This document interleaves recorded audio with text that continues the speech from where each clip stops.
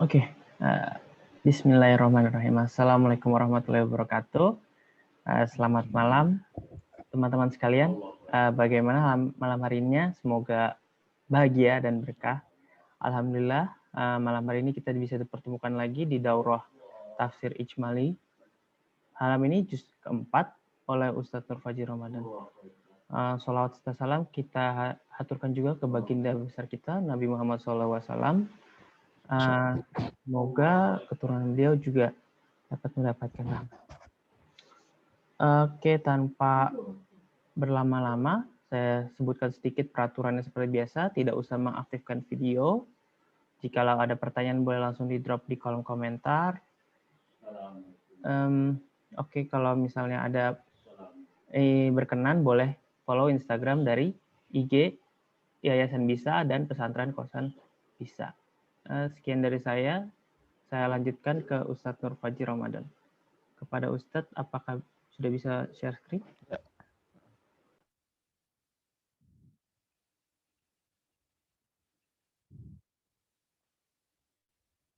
Terlihat nggak? Iya, terlihat.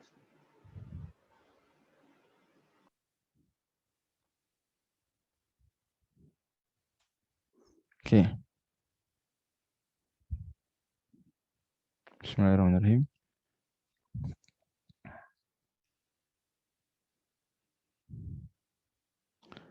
Assalamualaikum warahmatullahi wabarakatuh.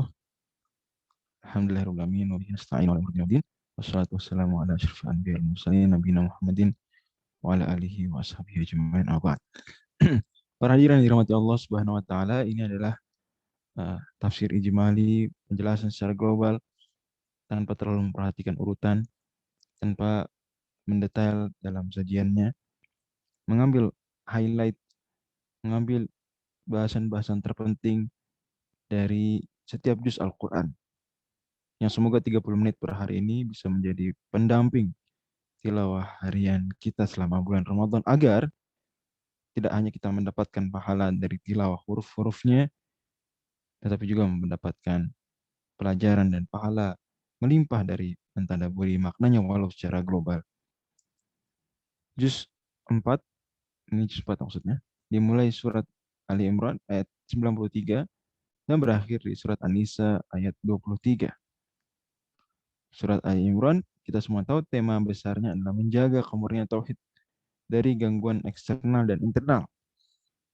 Walaupun kalau kita perhatikan, juz 3, kan surat Ali Imran terbelah di sebagian juz 3, sebagiannya juz 4.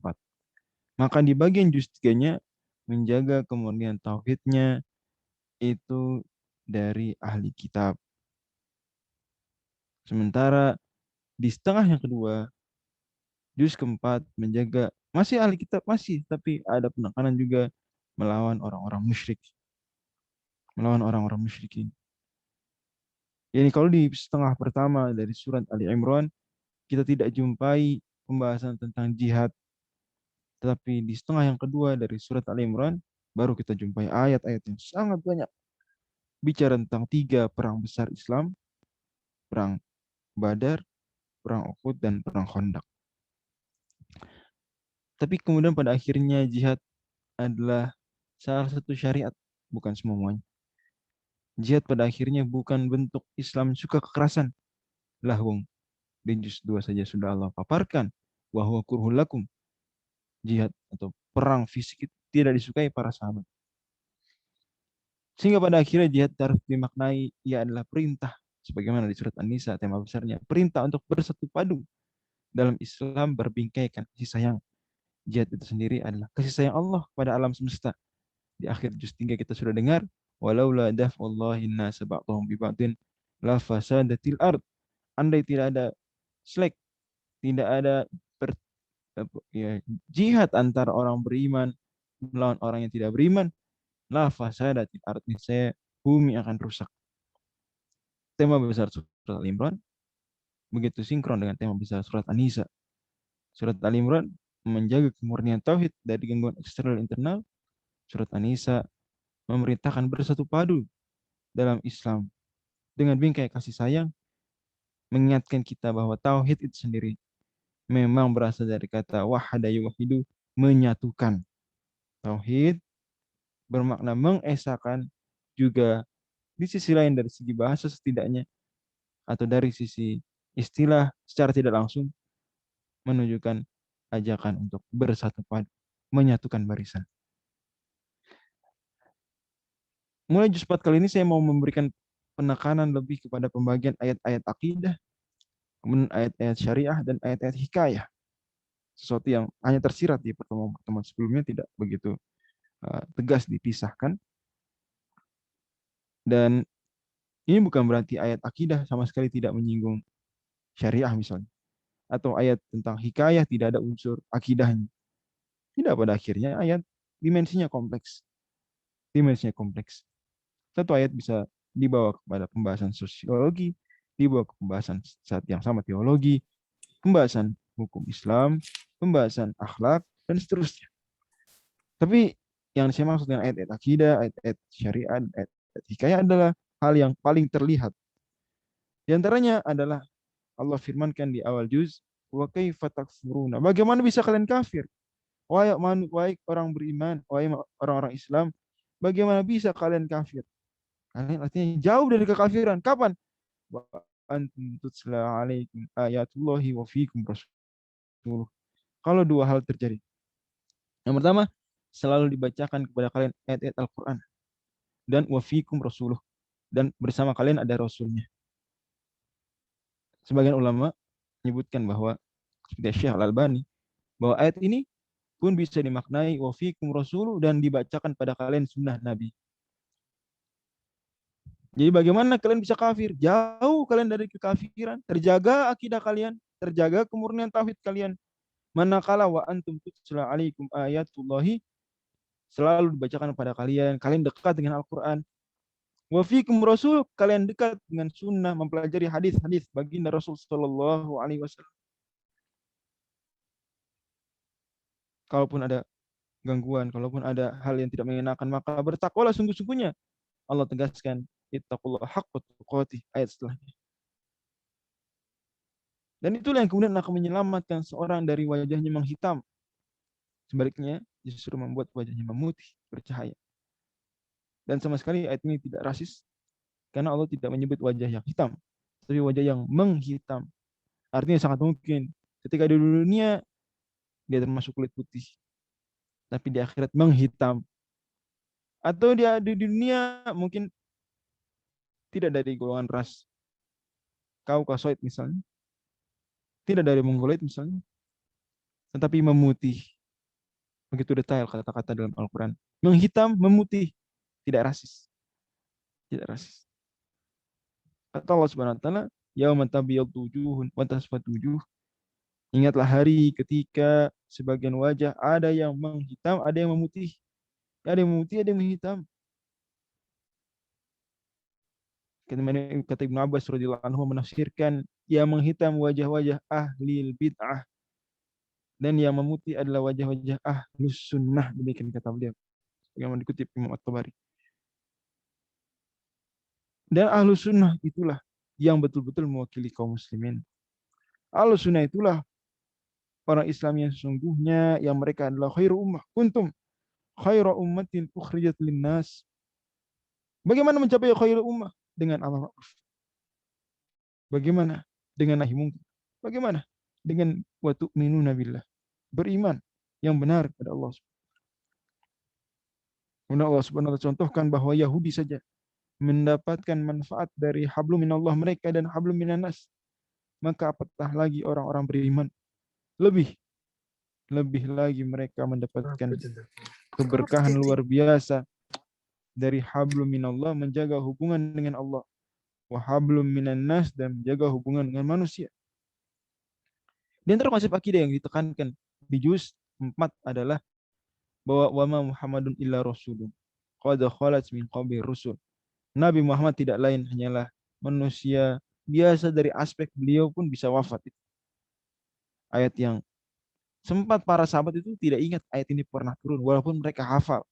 Tetapi saking kalutnya, kata Umar, saking galau, saking sedihnya dan syoknya mereka melihat Nabi Shallallahu Alaihi Wasallam wafat tanggal 12 Rabiul Awal tahun 11 Hijriah. Mereka seolah belum pernah mendengar ayat ini. Kata Umar, demi Allah, ketika Abu Bakar berpidato menyadarkan kita bahwa sungguh Nabi Muhammad tidak lain hanyalah manusia biasa dari sisi itu, bahwa beliau pun bisa wafat seperti manusia lainnya wafat. Afa immata au qutilan qalabatum ala aqabikum. Yang jadi masalah bukan Rasul wafat atau tidak. Yang jadi masalah adalah apakah jika Rasul wafat atau terbunuh yang qalabatum ala aqabikum, kalian akan murtad ke belakang atau kalian tetap istiqomah di atas tauhid yang murni, di atas akidah yang lurus. Itu masalahnya. Abu Bakar bacakan ayat.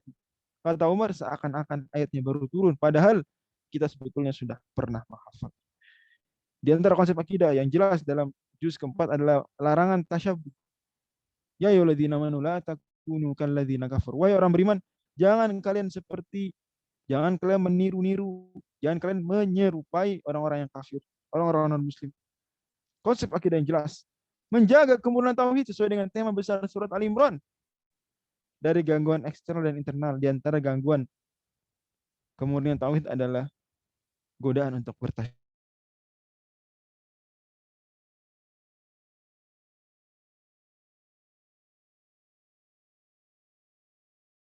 Hidup, tapi kelama-kelamaan dari sisi cara berpikir, bahkan dari sisi akidah.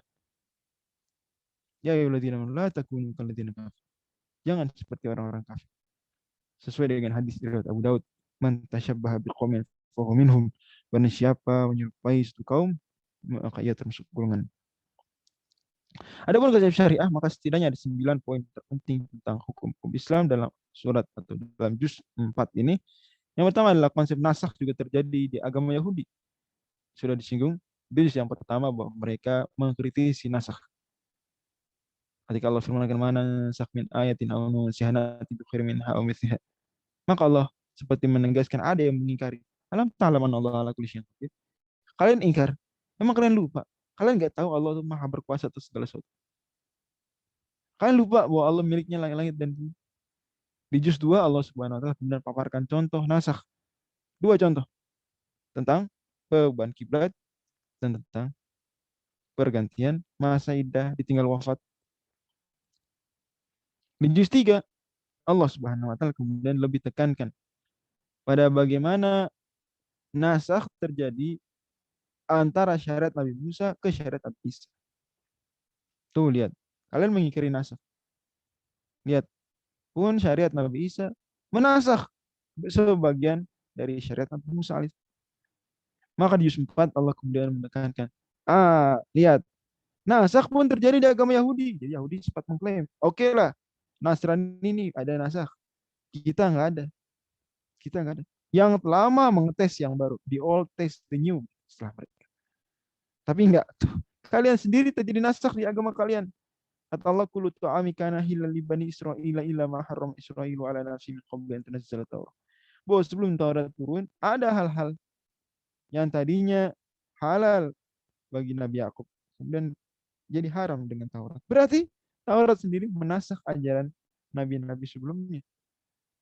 Maka kalau Yahudi mengingkari nasakh, loh, bukan ke Taurat pun menasakh sejumlah aturan nabi sebelumnya. Luar biasa. Di 1, 2, 3, 4 padu dalam hal ini. Menegaskan konsep nasakh untuk disepakati oleh orang-orang Islam. Di juz 4 juga ada syariat tentang haji. Walillahi 'alan nasi hajjul baiti man istata'a ilaihi sabila. Juz 3 pun bicara tentang haramnya riba. Dan menarik, ayat tentang haramnya riba ada di tengah-tengah ayat jihad. Ada di tengah-tengah ayat jihad. Dan ini menimbulkan pertanyaan besar di benak para pentadabbur Al-Quran. Jangankan para pentadabbur, para penafsir pun mereka tertantang untuk mencari apa kira-kira wisdom, hikmah. Kok bisa ayat riba di tengah-tengah ayat jihad? Ayat jihad yang banyak, tengah-tengahnya ayat riba sendirian. Kok bisa? Maka kemudian sebagian penafsir sebutkan hikmahnya adalah karena boleh jadi kalian kemudian melihat kok musuh ini senjatanya luar biasa. Kok musuh ini banyak hartanya. Musuh tidak kenal halal, tidak kenal haram. Mereka menumpuk kekayaan dengan riba. Maka kalian orang Islam jangan demi menang jihad kemudian menghalalkan memperoleh uang dengan cara yang haram. Istiqomah saja yang halal-halal saja, jauhi riba. Tinggalkan, jangan kalian makan la ta'kulu riba ad'afan mudha'afah. Jangan riba. Soalnya Allah bilang, kalian untuk mendapatkan kemenangan adalah dengan takwa kepada Allah. Jangan justru malah ingin mencari apa yang kalian anggap itu adalah kejayaan, kalian anggap itu kemenangan, tetapi kalian malah menempuh hal yang Allah haramkan. Pada akhirnya, al-ghayah la tubarrirul wasilah. Tujuan tidak boleh menghalalkan cara. Karena Allah Subhanahu wa taala juga mengklirkan beberapa isu hukum-hukum fikih lebih banyak di surat An-Nisa. Nuansa fikih hukum Islam di surat An-Nisa itu lebih kental. Ya, mungkin saya perlu pertegas bahwa di surat Ali Imran pun hukum fikihnya kuat, tapi kebanyakan tentang jihad. Kebanyakan tentang jihad, hukum-hukum jihad.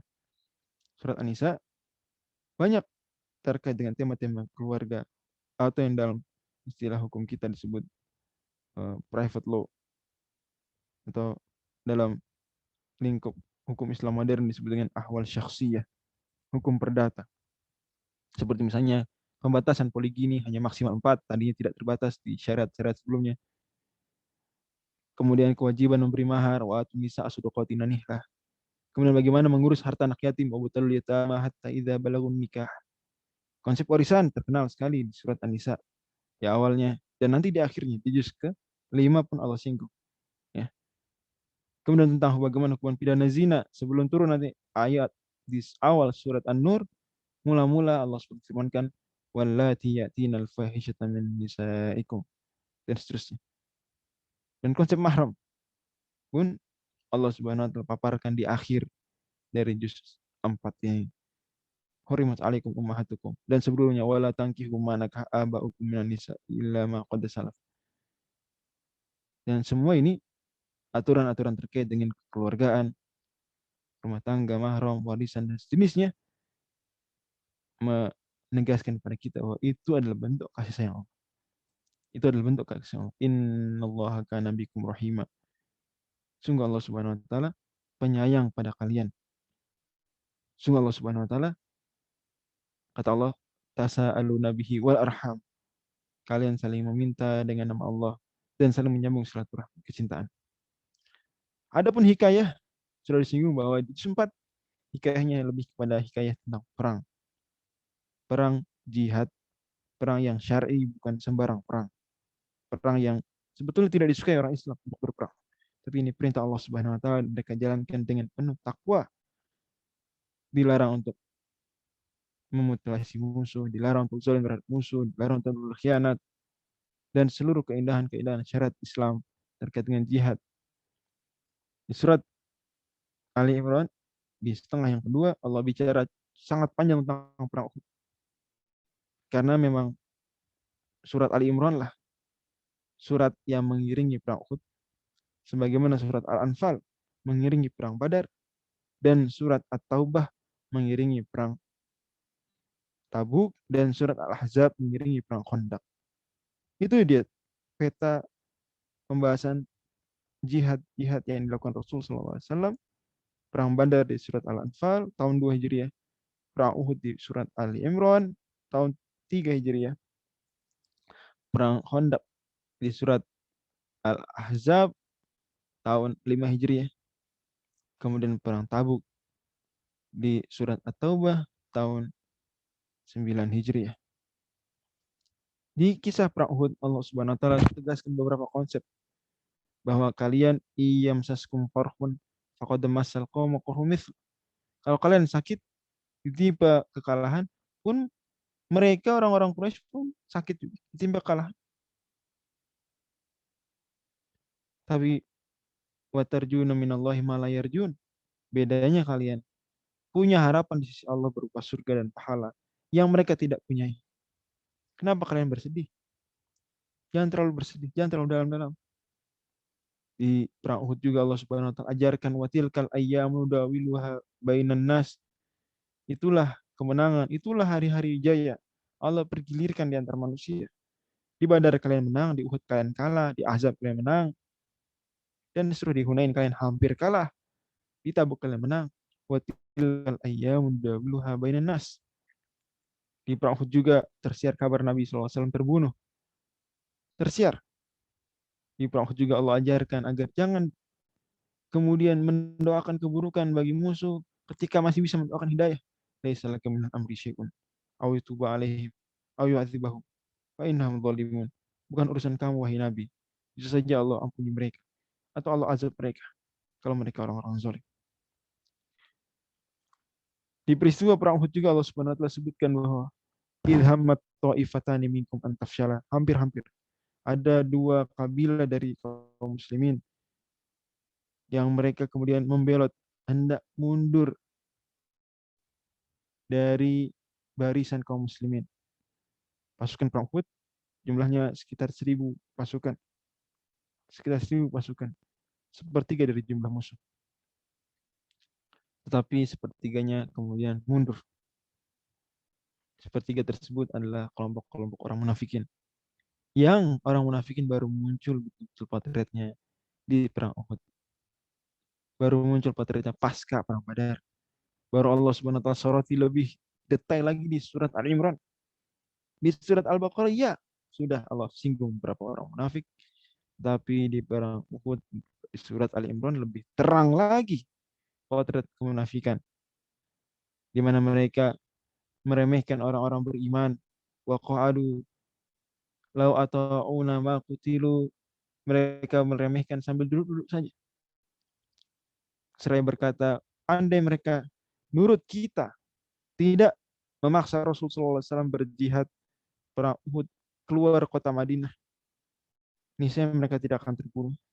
Kita semua tahu bahwa awalnya Nabi SAW bermimpi bahwa perang Uhud terjadinya di dalam kota.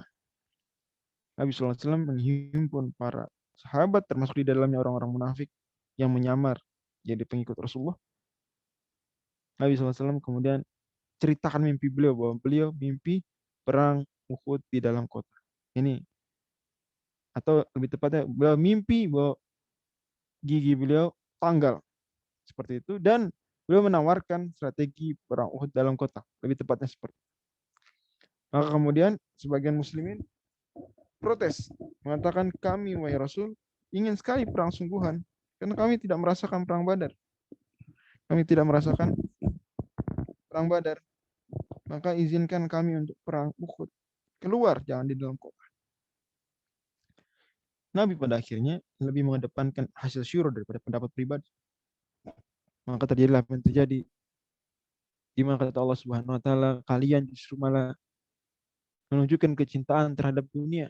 Minkum man yuridu dunya wa minkum man yuridul akhirat. Tidak dipungkiri pula ada yang cinta menginginkan akhirat, tapi kecintaan kalian terhadap dunia tersebut membuat kalian lalai, mengabaikan perintah Rasulnya untuk tetap stay di bukit, terutama kalian wahai para pemanah. Pasukan pemanah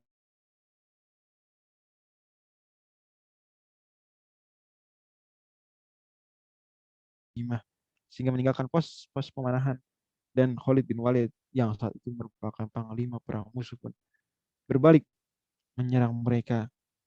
Itulah kemudian yang Allah Subhanahu wa taala sebutkan bahwa itu ada kesalahan diri kalian. Kul huwa min indi anfusikum.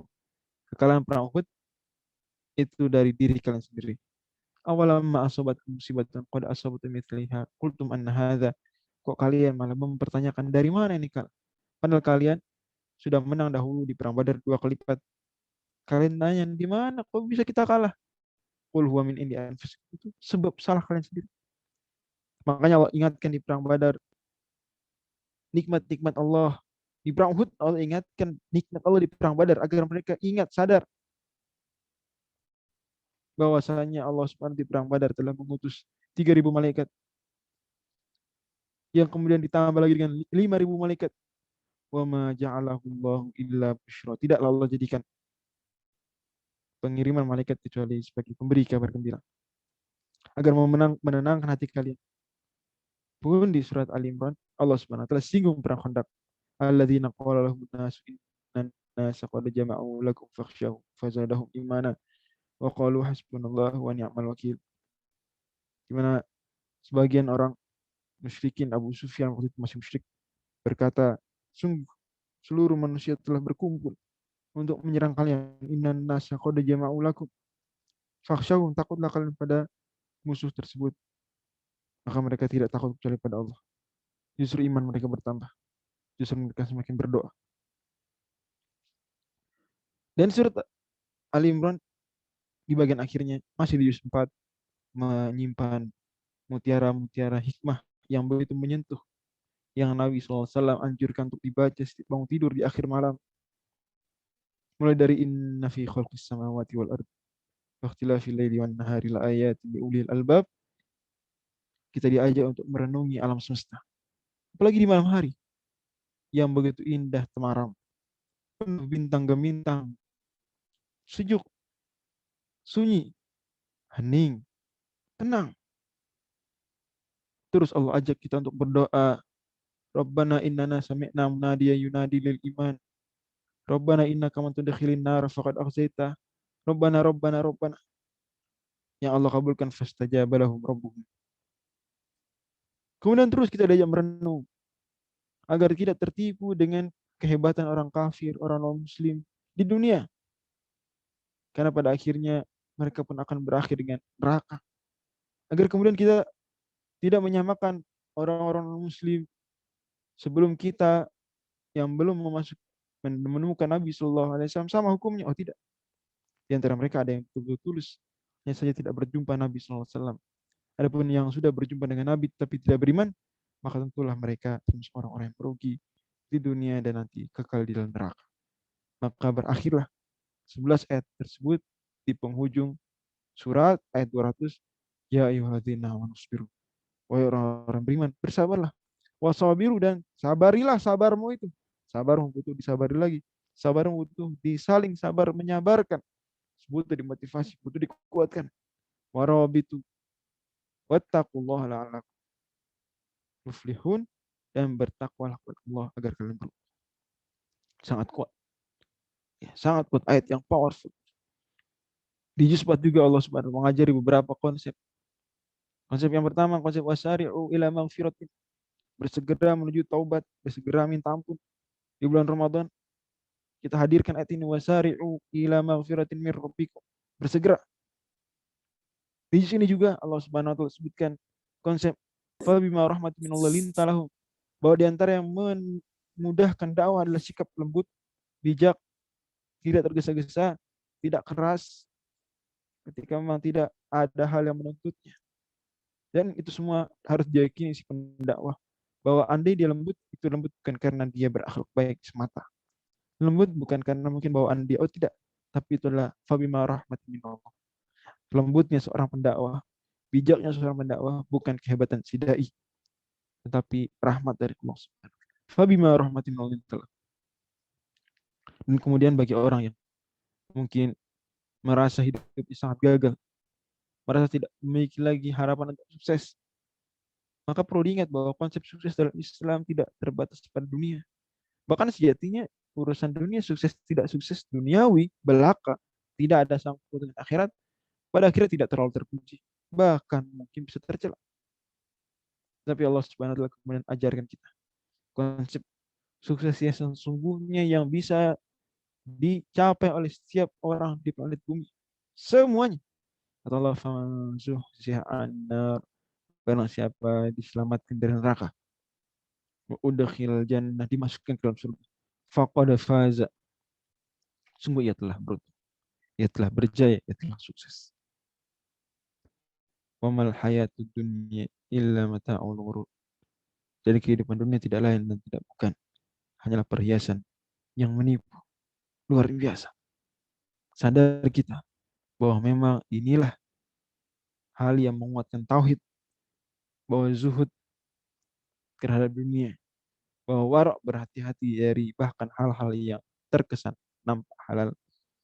Pada akhirnya ketakwaan itu sendirilah yang akan menjadi pembela terkuat, penjaga terkuat, benteng terhebat tauhid. Faman zuhzi'a 'anil nari wa udkhilal jannah faqad faz. Dan surat Ali Imran yang ditutup di pertengahan juz keempat ini pun kemudian membawa kita untuk menyadari bahwa barang siapa di antara para sahabat idza qara'a al-Baqarah wa Al Imran jalla fi ayunina. Sebagaimana Anas katakan bahwa kalau sahabat Nabi ada yang sudah hafal Al-Baqarah, ada yang sudah hafal Ali Imran, maka jalla fi ayunina, begitu tinggi mulia kedudukan dia di mata kita para sahabat. Karena kita tahu begitu komplitnya pembahasan surat Al-Baqarah dan Ali Imran, begitu mewakilinya mereka isi Al-Quran seluruhnya, tepatlah mereka Allah jadikan Al-Baqarah dan Ali Imran datang pada hari kiamat. Kalau di konteks lain Al-Quran yang datang ya yaumul qiyamati syafian li ashabi, maka lebih khusus lagi surat Al-Baqarah dan Ali Imran datang bersamaan dengan datangnya Al-Quran, datang di hari kiamat membela tuhajjani an sahibihima. Keduanya membela orang-orang yang menghafal Al-Baqarah Ali Imran, membela orang-orang yang menguasai maknanya Al-Baqarah dan Ali Imran. Diseriusin dua surat. Wallahu a'lam bishawab. Semoga menjadi ilmu yang bermanfaat dan amal soleh. Dan pada akhirnya Allah Subhanahu wa taala menutup juz 4 ini dengan mengatakan, sungguh Allah Maha Pengampun lagi Maha Penyayang. Assalamualaikum warahmatullahi wabarakatuh.